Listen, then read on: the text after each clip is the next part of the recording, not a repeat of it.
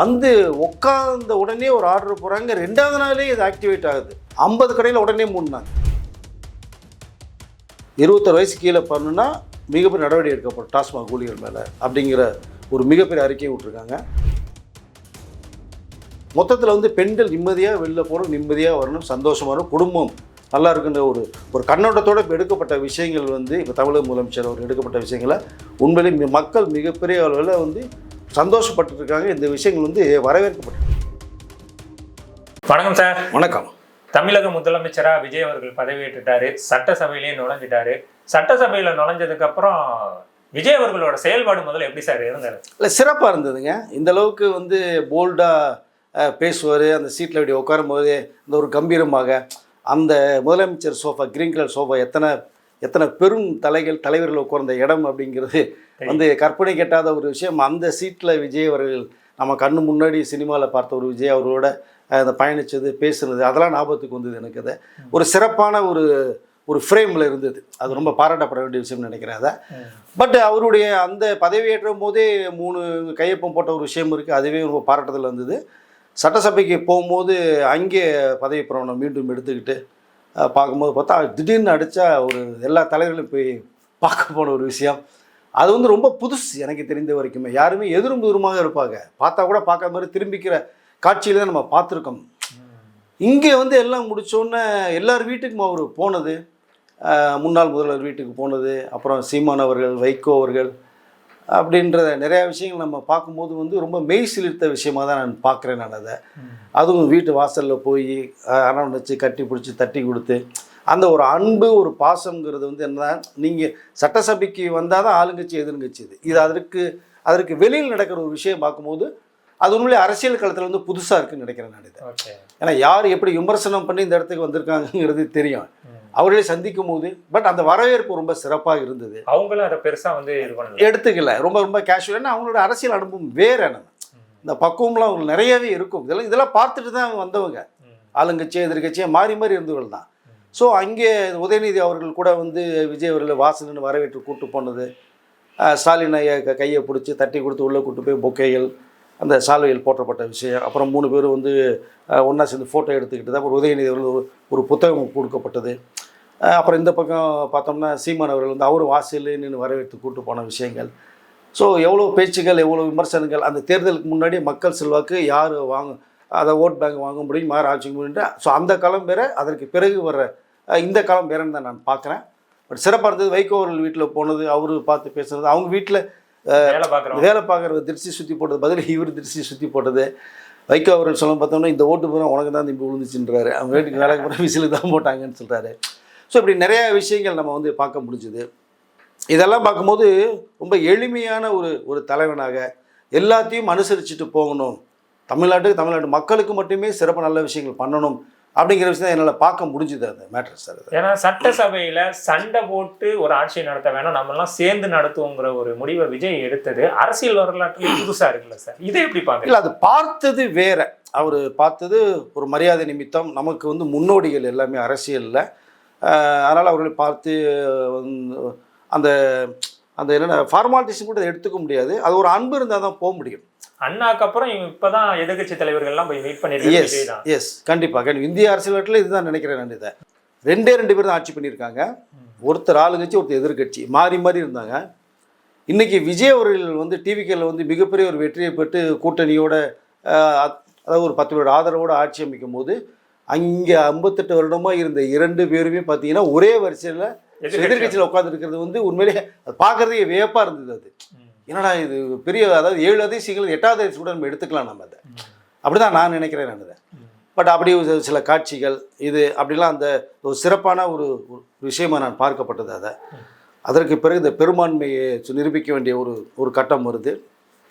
மிகப்பெரிய ஒரு ஆதரவு அலை வந்து விஜய் அவர்களுக்கு வருது. ஏற்கனவே ஒரு 120 வந்தாச்சு. அதற்கு மேலே வந்து பார்த்திங்கன்னா திடீர்னு அண்ணா டிஎம்கேயோட ஆதரவு ஒரு 25 மாதிரி வர்றது மாதிரி ஒரு 144 வந்து மெஜாரிட்டி வந்து ஆதரவு தெரிவிக்கும் போது அது வந்து மிகப்பெரிய சிறப்பான விஷயம் பார்க்கப்பட்டது. ஏன்னா இவர் வைகோ அவர்களையும் சொல்லும்போது பார்த்தோம்னா விஜய் அவர்களுடைய இந்த மாதிரி நடைமுறைகள் வரதுன்னு வந்து எனக்கு அறிஞர் அண்ணாவுடைய ஞாபகம் வருது அப்படின்னு சொன்னார். அப்போ அவருடைய பார்வைக்கு விஜய் அவர்கள் வந்து அண்ணா மாதிரி இருக்கார் அப்படின்னு சொல்லும்போது அது மிகப்பெரிய விஷயம் பார்க்கப்படுது. ஒரு பக்கம் இவர் வந்து மக்கள் தலைவர் எம்ஜிஆர் அவர்கள் மாதிரி பார்க்குறேன்றாங்க. வைகோ அவர்கள் எவ்வளோ பெரிய மூத்த அரசியல்வாதி, அவர் எனக்கு அறிஞர் அண்ணா ஞாபகம் வரும்னு சொல்கிறாங்க. ஸோ அப்போ ரெண்டு பேரும் மிக்ஸ் பண்ணவர் தான் விஜய் அவர்களா அப்படின்னு தான் மக்கள் பேச ஆரம்பிச்சிட்டாங்க. அதை அப்போ அந்த இடத்துல இருக்குது அப்படின்னு. ஸோ இதுக்கு அந்த பெருமணி நிரூபிக்கப்பட்டது. அப்படியே ஓடும்போது தான் அப்புறம் அடுத்து நான் ஏற்கனவே சொல்லியிருந்தேன், இந்த கேள்விகள்லாம் அம்புகள் மாதிரி பாயும் அப்படிங்கிறத அப்படி தான் நேற்றும் பாய்ந்தது. பட் அவருடைய ஸ்பெஷல் என்னென்னா பார்த்தீங்கன்னா, நீ கேட்டது மாதிரி எப்படி இருக்குன்னு கேட்டிங்க. அவர் அந்த சிஎம் சோஃபாவில் உட்காந்துட்டு ஒரு டைரியில் யார் யார் என்ன நான் பேசுகிறேன்றது இம்மிடியட்டாக நோட் பண்ணி வச்சுட்டு அதுக்கு என்ன ஆன்சர் பண்ணணுங்கிற விஷயத்த அவர் பேசுகிறதா பார்க்கும்போது உண்மையிலேயே நிறைய பேர் சொன்னாங்க விஜய்க்கு என்ன அரசியல் தெரியும், தெரியாதுன்னாங்க. உண்மையிலேயே அரசியல் தெரிந்து தான் உள்ளே வந்திருக்கின்றது சம்பவங்கள் தான் எல்லாருக்குமே உணர்த்துது.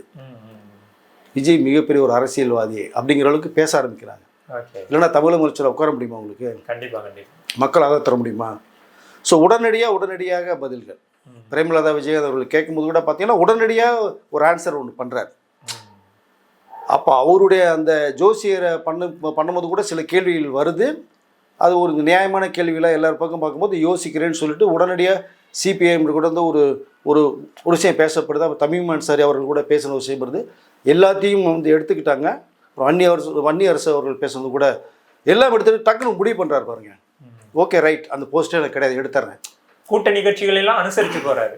எஸ், அங்கே தான் வந்து விஜய் வந்து இம்மிடியேட் ஒரு ஆக்ஷன் எடுக்கிறார். அப்போ இது இழுக்க வேண்டாம், நாளைக்கு நிலைமை பார்க்க வேண்டாம். எல்லாருடைய ஒப்பீனியன் ஓ இது வந்து சின்ன டாட் இருக்கா, அதை எரேஸ் பண்ணுவோம் அப்படின்னு டக்குன்னு அடித்து அந்த போஸ்டர் இல்லைன்னு சொல்லி முடிவு பண்ணார் பார்த்தீங்களா, அது பெரிய விஷயம். அதுக்கப்புறம் எல்லாரும் பாராட்டுறாங்க. ஸோ இதே பிரேமலதா மேடம் கூட என்ன சொல்கிறாங்க, இது மாதிரி பண்ணது மிக சிறப்பான ஒன்று நான் பார்க்குறேன் அப்படின்றாங்க. இதே தான் வந்து எதிர்த்தவர்கள் எல்லாமே வந்து சொல்கிறாங்க. அது அப்போது ஒரு விஷயம் வந்து எடுத்துக்கிறார். ஓகே, மக்கள் மத்தியில் போய் டிரான்ஸ்பரண்ட்டாக இருக்கணும்னு முடிவு பண்ணிட்டார். எல்லா விஷயத்தையும் டேபிளில் போட்டுருவோம், நீங்கள் பார்த்து நீங்கள் முடிவு பண்ணிங்க. அப்போ எல்லாரும் சொல்லும் கேட்கக்கூடிய ஒரு முதலமைச்சராகவும் இருக்கார். அப்படிங்கும்போது அது வந்து ரொம்ப சிறப்பான ஒரு விஷயமாக நான் பார்க்குறேன். நான் ஓகே சார், அடுத்து இந்த டாஸ்மாகில் 770 கடைகளை மூடிட்டார். வழிபாட்டு தலங்கள், ஸ்கூலு, காலேஜ் பக்கத்துலாம் இருக்கக்கூடாதுங்கிறது மக்கள் மத்தியில் என்ன மாதிரியான ஒரு வரவேற்பு? பெரிய வரவேற்புங்க. அது லேடிஸ்லாம் கொண்டாடுறாங்க.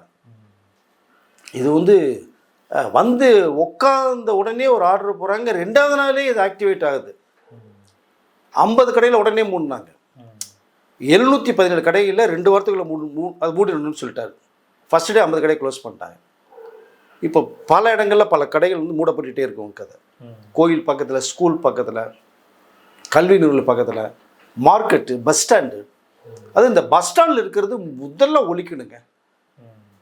ஊருக்கு போகிறவங்க வர்றவங்களாம் போய் தண்ணி அடிச்சுட்டு பஸ் ஸ்டாண்டில் பாட்டில் தூக்கி போடுறது, உட்காந்துட்டு வாமிட் எடுக்கிறது, அது பஸ்ஸில் போய் வேற ஏறிடுறாங்க. பஸ் கண்டக்டர் டிரைவர்லாம் ரொம்ப சந்தோஷமாக இருக்காங்க. இப்போ பஸ் ஸ்டாண்ட் பதில் கடையில் எடுத்தது பிறகு சிங்காநல்லூர், சிதம்பரம்லாம் எடுத்துட்டாங்க.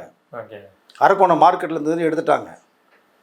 ஸோ இப்போ இன்னும் சொல்ல போனீங்கன்னா பஸ்ஸில் போய் தண்ணி அடிச்சுட்டு போய் உட்காந்துக்கிட்டு அவங்க பேச ஸ்மெல் யாரும் தாங்க. லேடிஸ் இதெல்லாம் ஜென்ஸுக்கே தாங்க முடியாது, லேடிஸ் எப்படிங்க தாங்குவாங்க? முன்பக்க ஸ்மெல், பின்பக்க ஸ்மெல், திடீர்னு பஸ்ஸு குளிக்கும்போது வாமிட் எடுத்துகிட்டு என்ன பண்ண முடியும்? அப்படியே எடுத்தவர்கள் இருக்காங்க. இதெல்லாம் சொல்லவே முடியல. இது ரொம்ப இரிட்டேட்டாக இருக்குது. ஸோ இப்போ அந்த மதுக்கடைகள், பஸ் ஸ்டாண்டில் இருக்கிற மதுக்கெல்லாம் கிட்டத்தட்ட எல்லாத்தையும் முடிவு பண்ண வந்து மிகப்பெரிய வரவேற்கத்தக்க விஷயமாக பாடுது. 717 கடைகள் உடனடியாக 2 வாரத்தில் 3 மிகப்பெரிய ஆர்டர் போட்டாங்க. அப்படி நெருங்கி போய்கிட்டே இருக்குது. வர காவல்துறையினுடைய செயல்பாடுகள் ரொம்ப ஸ்பீடாக வந்து போய்கிட்டே இருக்குது. இப்போ இதை தூத்துக்குடியில் சிசிடிவி வச்சுட்டு இப்போ அதை வந்து கண்காணிப்புது. இந்த பெண்களுக்கு மிகப்பெரிய பாதுகாப்பு தரணுங்கிற ஒரு மேட்ரு தான். 2வது பார்த்தீங்க அப்படின்னோம்னா டைமிங் வேறு மாற்ற போகிறாங்க. டாஸ்மாகில் மார்னிங் 10 to 8 தான், நைட் 8க்குள்ளே போகிறது மாதிரி ஒரு விஷயம் பேசப்பட்டிருக்கு. 21 வயசுக்கு மேற்பட்டவர்கள் மட்டும்தான் அந்த மது விற்பனை பண்ணணும். 21 வயசு கீழே பண்ணுனா மிகப்பெரிய நடவடிக்கை எடுக்கப்படும் டாஸ்மாக் ஊழியர் மேலே அப்படிங்கிற ஒரு மிகப்பெரிய அறிக்கையை விட்டுருக்காங்க. உங்களுக்கு 21 வயசுக்கிட்ட சந்தேகம் இருந்ததுன்னா அவங்களோட ஐடி கார்டை வாங்கி பார்த்துங்க அப்படிங்கிற விஷயம். 2வது பார்த்தீங்கன்னா எக்ஸ்ட்ரா காசு வாங்கவே கூடாது டாஸ்மாக் ஊழியர்கள். உங்களுடைய சேல் ரேட்டுன்னா அதான் பண்ணணும் அப்படிங்கிற மாதிரி ஸ்ட்ரிக்டான ஆர்டர்கள். 2வது பார்த்தீங்கன்னா நிறைய வந்து அரசு அலுவலர்களுக்கெல்லாம் சுற்றறிக்கை வந்து நிறைய டக்குன்னு பாஸ் ஆகிட்டுருக்கு. இன்றைக்கி கூட பார்த்தோம்னா சிஎம்டிஏல கூட மிகப்பெரிய சுற்றறிக்கை விடப்பட்ட ஒரு தகவல் வருது. பொதுமக்கள் வந்தாங்கன்னா உடனடியாக அவர்களுக்கு என்ன தேவைங்கிறத பார்த்து பண்ணுங்கள். இல்லை ஒரு 2 நாள் 3 நாள் டைம் ஆகும்னா டயத்துக்குள்ளே நீங்கள் முடிக்கிறதுக்கு பாருங்கள். மேலும் சிக்கல் இருந்தால் அவங்க மேலதிட்ட கேட்டுட்டு அதுக்கு ஒரு சொல்யூஷனை பாருங்கள். டைம் எடுக்காதீங்க. லஞ்சம் வாங்குறதுக்காக நீங்கள் நிறைய விஷயங்கள் பண்ணக்கூடாதுங்கிற அளவுக்கு ஒரு சுற்றறிக்கை விட்டு இப்போ எல்லாமே ரொம்ப பரபரப்பாக இயங்கிட்டு இருக்கிற மாதிரி ஒரு சூழ்நிலை மாறுது.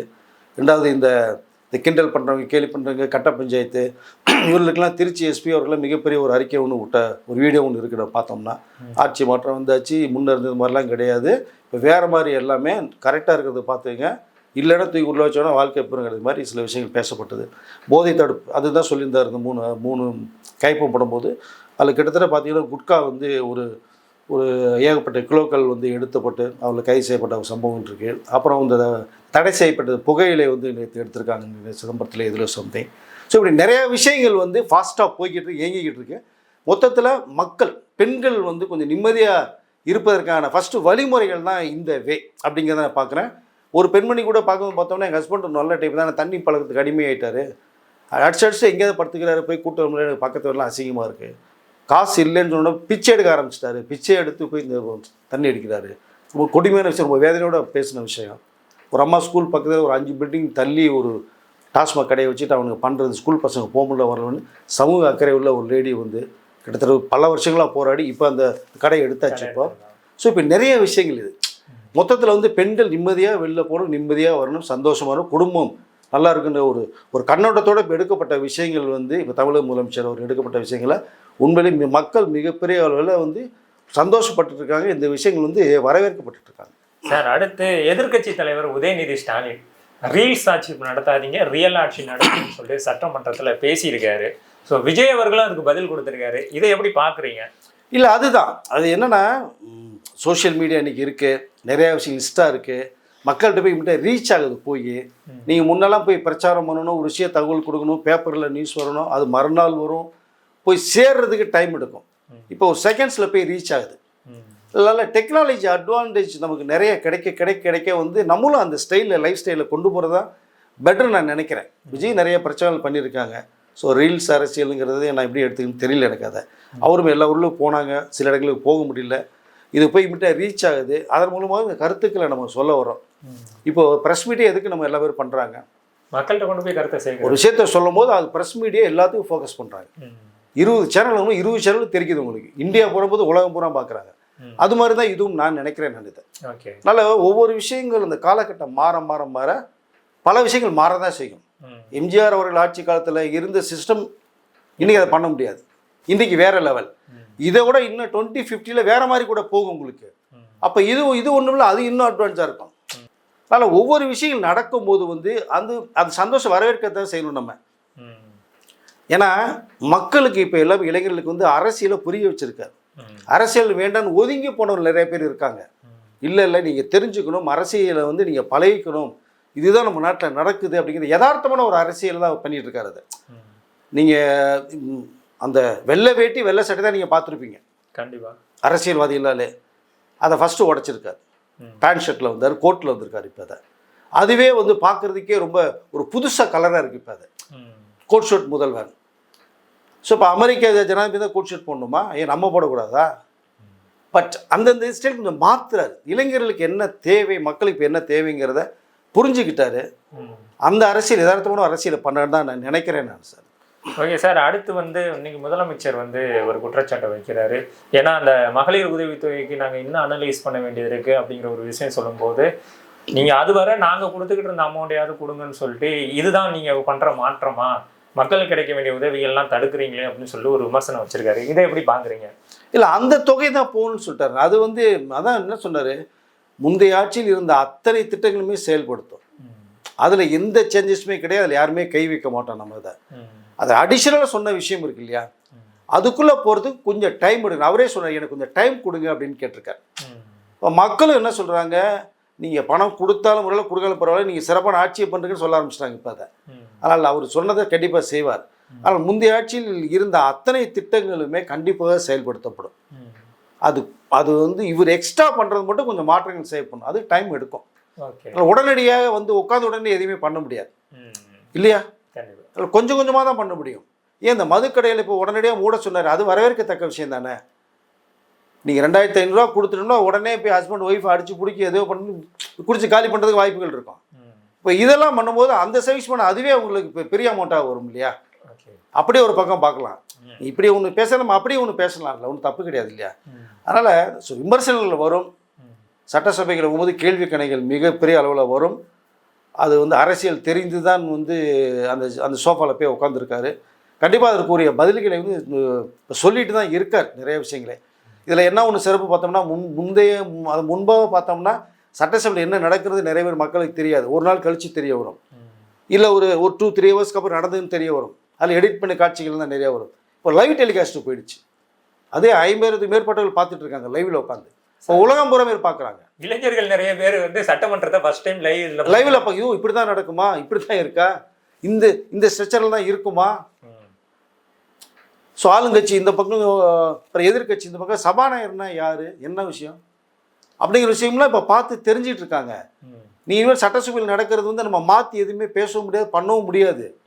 அது நேரடி ஒளிபரப்பில் புதிப்பது.